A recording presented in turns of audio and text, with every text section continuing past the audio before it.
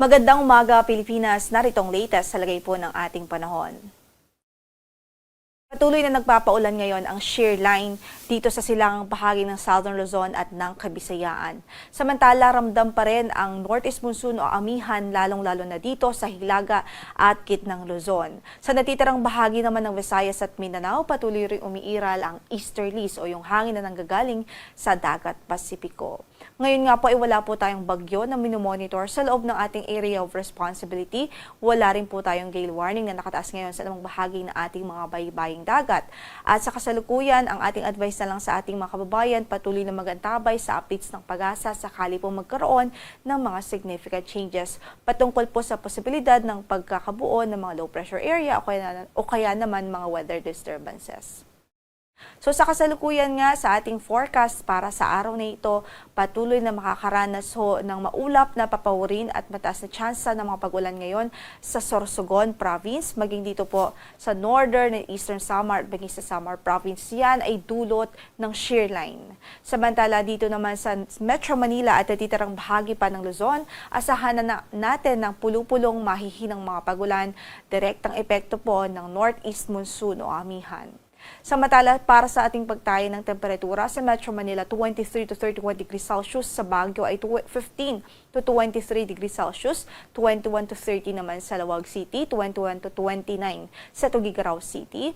At sa Tagaytay ay malamig din, 21 to 28 degrees Celsius. Habang 24 to 31 degrees Celsius naman sa Legazpi City.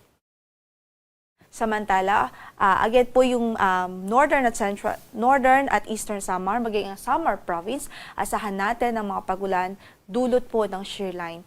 Gayon din sa natitirang bahagi po ng Eastern Visayas at maging dito po sa Caraga Region, asahan din natin ang maulap na papawirin at mataas po na tsansa ng mga pagulan, dulot po yan ng easterlies.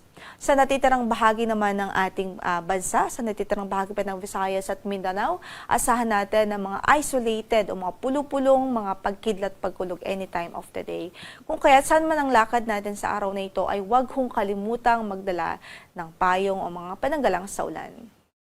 Para sa ating temperatura sa Tacloban, 24 to 31 degrees Celsius, 25 to 32 degrees Celsius sa Iloilo, 26 to 30 naman sa Cebu City, 24 to 30 naman sa Cagayan de Oro, 25 to 32 sa Davao City. Sa Zamboanga ay 25 to 32 degrees Celsius. Sa Puerto Princesa ay 24 to 32 degrees Celsius, habang sa Calayan Islands makakaranas ng simula sa 24 hanggang sa 31 degrees Celsius na agwat ng temperatura.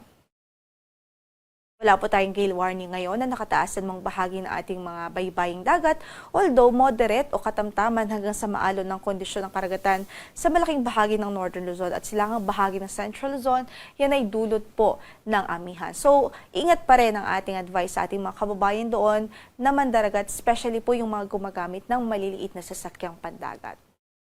Ang sunrise natin for today is 6:20 in the morning. Lulubog naman ang araw mamaya sa ganap na alas 5:36 ng hapon. Ito po si Lori de la Cruz Galicia. Magandang umaga po.